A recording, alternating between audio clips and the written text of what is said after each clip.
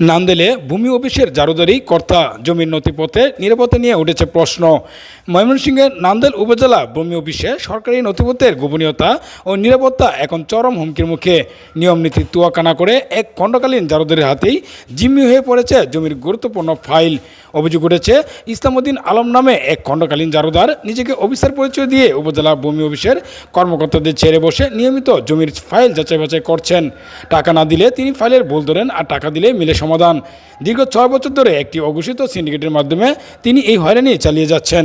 জানা গেছে, আলম জাহাঙ্গীরপুর ইউনিয়ন ভূমি অফিসের খণ্ডকালীন জারুদার পদে নিয়োগ পেলেও গত 5 বছর ধরে প্রভাব কাটিয়ে উপজেলা ভূমি অফিসে কাজ করছেন।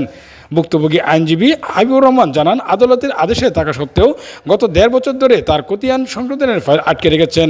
মূলত আলমের সন্তোষ বা অতিরিক্ত টাকা ছাড়া কোনো ফাইল নড়ে না। জাহাঙ্গীরপুর ইউনিয়ন ভূমি অফিসের সহকারী কর্মকর্তা আনোয়ার হক আলমের অনুপস্থিতির বিষয়টি স্বীকার করেছেন। তবে অভিযুক্ত ইসলামউদ্দিন আলম নিজেকে অফিস সহায়ক দাবি করে বলেন তিনি এসিডেন্টের নির্দেশে কাজ করছেন।